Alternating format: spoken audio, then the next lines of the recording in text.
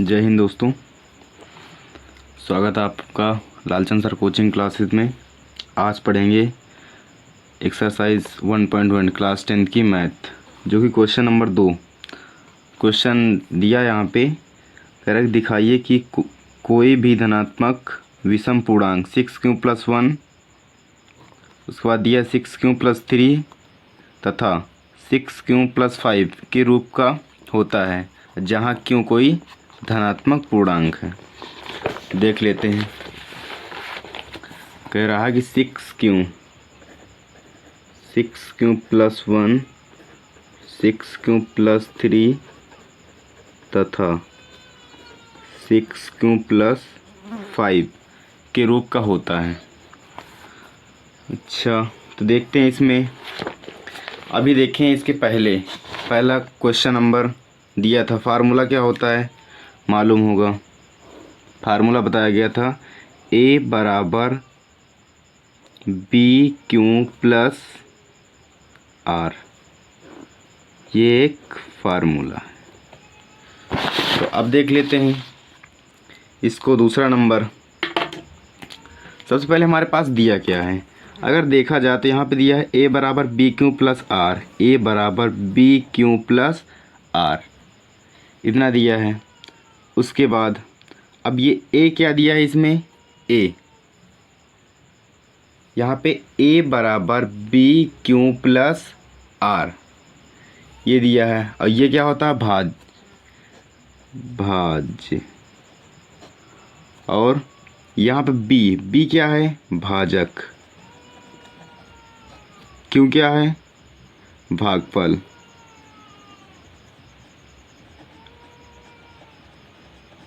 R तो मालूम ही है कि यहाँ पे R क्या है, शेषफल है।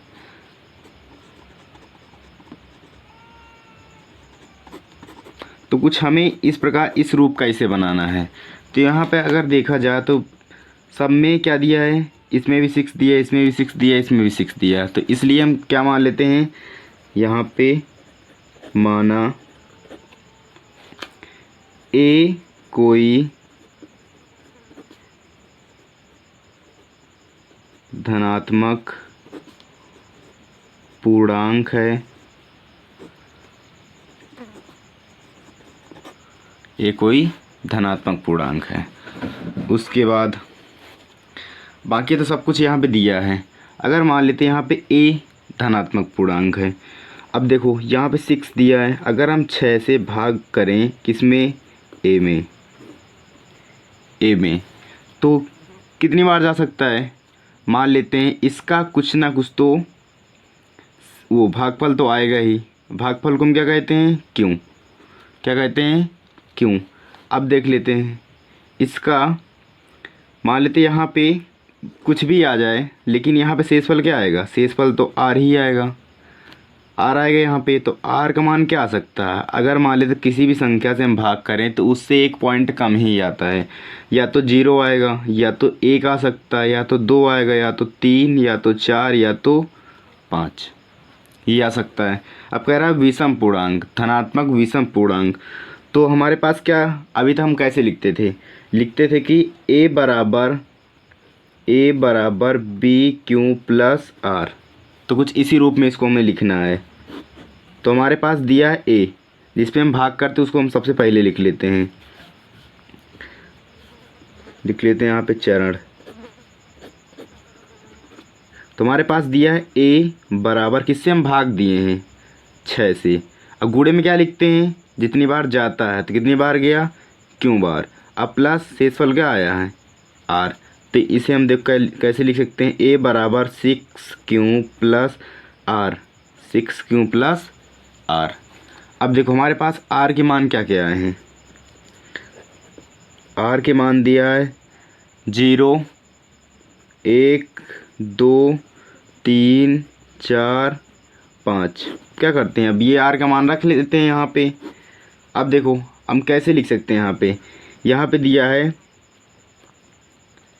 A बराबर 6q+R। R का मान क्या दिया, पहला 0, यहाँ पे लिख लेते हैं R का मान रखने पर, आर का मान रखने पर। तो आर का मान देखो रख दिए सबसे पहले 0। तो अगर इसको हल करें तो a बराबर 6q प्लस 0 दिया, तो 0 को हम हटा देते हैं। ये क्या है? सम। ये तो सम है। उसके बाद दूसरा चरण दूसरा। अब देख लेते हैं, यहाँ पे दिया हमारे पास a बराबर 6q प्लस r। r का मान अब की बार क्या रखेंगे? 1। r का मान 1। उसके बाद तीसरा नंबर देख लेते हैं, ये क्या है? विषम। विषम। अब देख लेते हैं चरण तीसरा, a बराबर bq प्लस r। r का मान अब क्या रखना है? 2। ये क्या हो जाएगा? ये हो जाएगा सम। इसी प्रकार चौथा नंबर चरण 4, तो a बराबर bq प्लस, यहाँ पे 6 दिया था तो यहाँ पे 6 लिख लेते हैं। b यहाँ पे 6q प्लस, अब क्या रखना है? 3 रखना है। तो ये क्या हो जाएगा? विषम। क्या हो गया? ये विषम। उसके बाद अब देख लेते हैं चरण 5। चरण 5 देख लेते हैं, तो यहाँ पे दिया है a बराबर 6q प्लस 4। ये क्या हो जाएगा? सम। ये हो जाएगा सम। तो अब 6 देख लेते हैं, चरण 6, a बराबर b, यहाँ पे 6q प्लस 5। ये क्या होगा? विषम। अब कह रहा है कि 6q plus 1, 6q plus 3, 6q 5 के रूप का होता है या नहीं। तो अब देख लेते हैं आगे इसके।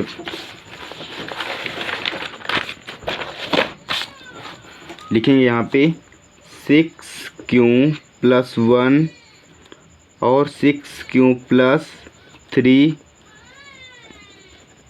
और 6q प्लस 5। ये क्या है? विषम धनात्मक पूर्णांक। विषम धनात्मक पूर्णांक। अब देखो यहाँ पे 6q जो दिया है, 6q प्लस 1, ये भी क्या है? विषम। विषम धनात्मक पूर्णांक के रूप के होते हैं। ये भी है और ये भी है और ये भी है, तो ये क्या है? विषम धनात्मक पूर्णांक। तो इसके बाद देख लेते हैं अगला नंबर। अगला नंबर दिया है, कह रहा किसी परेड में 616 सदस्यों वाली एक सेना की टुकड़ी 32 सदस्यों वाले एक सेना के बैंड के पीछे मार्च करते हैं। बैंड के पीछे मार्च करते हैं, जो मान लेते हैं शादी में जो गाना बजाना वाला होता है बैंड बाजा, उसी की बात कर रहा है। उसके बाद दोनों समूहों के समान संख्या वाले स्तंभों में मार्च करना है। दोनों स्तंभों मार्च करना, 616 और 32। उन स्तंभों की अधिकतम संख्या, कह रहा अधिकतम का मतलब क्या होता है? Highest common factor. तो मान लेते हैं यहाँ पे क्या निकालना है हमें? इसका निकालना है हमें HCF। इसका HCF निकालना है, तो निकाल लेते हैं।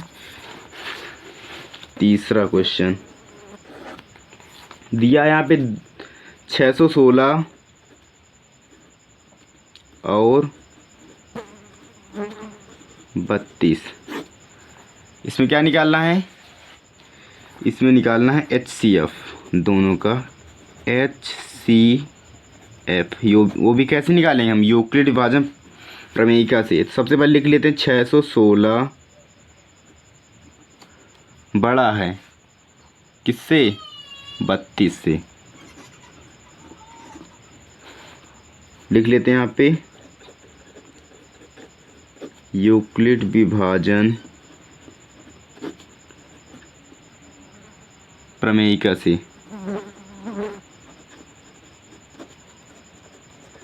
क्योंकि हमें यूक्लिड विभाजन प्रमेयिका का प्रयोग करना है। तो अब देख ले छोटी संख्या क्या है हमारे पास? 32। तो 32 से भाग देंगे हम 616 में। तो कितनी बार जा सकता है यहाँ पे? एक बार, तो यहाँ पे 32 घटाएंगे तो यहाँ पे कितना हो, 11, 11 में से 9 गया, वो 2 गया तो यहाँ पे 9 बचा। यहाँ पे 5 में से 3 गया तो यहाँ पे 2, अब 6 उतारेंगे तो कितना हो गया यहाँ पे 296। अब कितनी बार जा सकता है, मान लेते हैं यहाँ पे 30 है, 30 धाम में कितना होता है 300, तो 300 से ये कम है तो कितनी बार जा सकता है, लगभग 9 बार। 9 बार करके पहले देख लेते हैं। और 9 दूनी 18 और 9 त्रिक 27, 27 एक 28। अब घटा लेते हैं तो यहाँ घटाने पर कितना आएगा 8। अब लिख लेते हैं पहले हम चरण, सबसे पहले लिख लेते हैं चरण। तो चरण पहला, अब फार्मूला तो मालूम ही क्या होता है, A बराबर बी क्यू प्लस का आर, कुछ इसी रूप में लिखना है हमें। तो यहाँ पे हमारे पास दिया, भाग हमने किस में दिया था 616 में, कितने में 616 में, और कितने से दिया था 32 से, कितनी बार गया था 19 बार। अब प्लस शेषफल कितना बचा था 8। उसके बाद चरण 2, अब 8 से भाग करना हमें किस में 32 में, तो यहाँ पे लिख लेते हैं पहले 32 बराबर 8, 8 चौक 32, कितनी बार गया 4 बार। अब प्लस शेषफल क्या आएगा 0, क्योंकि 32 32 घटाएंगे क्या आएगा 0। अब देखो यहाँ पे इसका HCF क्या होगा, HCF हाईएस्ट कॉमन फैक्टर, कितने से घटाइए 8 से, तो इसका 8 क्या हो जाएगा आंसर। अब देख लेते हैं 4 नंबर, दिया यूक्लिड विभाजन प्रमेय का प्रयोग करके दिखाइए कि किसी धनात्मक पूर्णांक का वर्ग किसी पूर्णांक m के लिए 3m या 3m + 1 के रूप का होता है। तो यहाँ पे दिया है यूक्लिड विभाजन प्रमेय का प्रयोग करना है, कह रहा 3m या 3m + 1 के रूप का होता है या नहीं। धनात्मक पूर्णांक क्या करना है, वर्ग करना है। सबसे पहले हम इसको लिख लेते हैं। दिया है 3m या 3m + 1 के रूप का होता है या नहीं। कौन सा नंबर है 4 नंबर, वो भी किसके लिए m के लिए, m के लिए। देख लेते हैं, अगर देखा जाए तो दोनों में कॉमन क्या, सबसे पहले मान लेते हैं। देखो दोनों में कॉमन क्या 3 है, तो पहले मान लेते हैं, माना धनात्मक पूर्णांक a है, माना धनात्मक पूर्णांक a है। तो अब a धनात्मक पूर्णांक है, अब किस में भाग करना है हमें, वो a धनात्मक पूर्णांक है। तो 3 कॉमन, 3 से भाग करना हमें a में, कितनी बार जा सकता है, मान लेते हैं क्यों बार गया। यहाँ पे कुछ भी आ सकता है, लेकिन शेषफल क्या आएगा r। अब r का मान क्या क्या आ सकता है, 3 से भाग दिए हैं तो 0 भी आ सकता है, या तो 1 आएगा या तो 2 आएगा। अब देखो फार्मूला तो मालूम ही है कि होता है a बराबर बी क्यू प्लस आर। तो सबसे पहले इसे हम लिख लेते हैं। यहाँ पे हम लिखेंगे कि a बराबर, चरण में लिख लेते हैं चरण, यहाँ पे दिया है a बराबर 3q प्लस आर, लिखेंगे r का मान रखने पर, r का मान रखने पर, तो a बराबर 3q प्लस, पहले रखेंगे हम 0, फिर उसके बाद a बराबर 3q प्लस का 1, फिर उसके बाद रखेंगे a बराबर 3q प्लस का 2। अब यहाँ पे देख लेते, कह रहा है धनात्मक पूर्णांक का वर्ग किसी पूर्णांक m के लिए 3m + 3m1 3m + 1 के रूप का होता है या नहीं। तो इन्हें क्या करना, वर्ग करना है। तो 1 1 का वर्ग कर लेते हैं। सबसे पहले 1 2 3, तीनों का क्या करना है, वर्ग करना। तो 1 1 कर लेते हैं। सबसे पहला नंबर तो हमारे पास दिया है a बराबर 3q प्लस 0। तो 0 को हम हटा भी सकते हैं। मीन क्या करेंगे, हम वर्क करेंगे। अब देखो अगर इसका हम वर्क करेंगे तो a स्क्वायर बराबर 3 3 कितना हो जाएगा 9। क्यों का वर्क करेंगे तो क्यों स्क्वायर हो जाएगा। तो यहाँ पे a स्क्वायर बराबर, तो इसको हम क्या लिख सकते हैं, इसको हम ये भी लिख सकते हैं कि 3 गुणे 3q स्क्वायर। 3 3 कितना होता है 9। 9q स्क्वायर ही है, उतना ही होगा। तो यहाँ पे हम a स्क्वायर बराबर, अब इसको हम क्या मान लेते हैं, इसको मान लेते हैं m। तो यहाँ क्या हो जाएगा, गुणे में है तो ये भी क्या हो जाएगा गुणे में 3m लिखेंगे, जहाँ m बराबर 3q स्क्वायर है, 3q स्क्वायर है। तो अब दूसरा नंबर देख लेते हैं। दूसरा नंबर दिया है a बराबर 3q प्लस 1। दोनों तरफ क्या करना है, वर्क करना है। तो वर्क कर लेते हैं। यहाँ पे a स्क्वायर बराबर, यहाँ फार्मूला बन रहा है a प्लस बी का होल स्क्वायर, तो लगा देते हैं। यहाँ पे हो जाएगा a square plus B square अब प्लस 2a कितना दिया 3q प्लस का 1। हल कर लेते हैं। यहाँ पे हो जाएगा a स्क्वायर बराबर 3 3 का 9q स्क्वायर प्लस 1 कवर करेंगे तो 1 ही आएगा, प्लस इसका 3 दूनी 6 और 6 का नम 6। तो यहाँ पे दिया था, अच्छा गुणे में दिया था, तो यहाँ पे कितना हो जाएगा 6q। अब देखो 6 और 9 से कुछ कॉमन आ सकता है तो इसको हम पास में लिख लेते हैं, क्योंकि गणित का नियम ये होता है कि सबसे पहले बड़ी घात फिर उसके बाद छोटी घात। तो यहाँ पे हो जाएगा a स्क्वायर बराबर 9q स्क्वायर अब प्लस 6q प्लस का 1। तो यहाँ पे लिख सकते हैं a स्क्वायर बराबर, अब देखो 3 कॉमन दोनों से आ रहा है, तो अगर 3 कॉमन लेंगे तो अंदर क्या बचेगा 3 3 का 9, 3q स्क्वायर अब प्लस 3 दूनी 6, यहाँ पे q अब प्लस क्या बचा 1। उसके बाद यहाँ पे हो जाएगा a स्क्वायर बराबर, इसको हम क्या मान लेते हैं m। तो यहाँ पे हो जाएगा 3m प्लस का बाद में क्या बचा है 1। उसके बाद यहाँ पे देखते हैं, लिखेंगे जहाँ m बराबर 3q स्क्वायर प्लस 2q है। ये हो गया। अब देख लेते हैं तीसरा नंबर। तीसरा नंबर दिया है a बराबर 3q प्लस का 2। ये दिया, दोनों तरफ क्या करना है हमें वर्क करना है, तो वर्क कर लेते हैं। यहाँ पे a का वर्क करेंगे तो a स्क्वायर बराबर, इसका वर्क करेंगे तो क्या हो जाएगा, फार्मूला बन रहा है। तो यहाँ पे होगा a स्क्वायर अब प्लस b स्क्वायर अब प्लस का 2a गुणे b। हल कर लेते हैं। यहाँ पे हो जाएगा a स्क्वायर बराबर, इसका वर्क करेंगे तो यहाँ पे हो जाएगा 3 3 का 9 और क्यों का वर्क करते हैं तो क्यू स्क्वायर अब प्लस 2 दूनी 4 प्लस 2 त्याही 6, 6 दूनी 12 और क्या दिया है क्यों दिया है। तो अब इसको हल कर लेते हैं।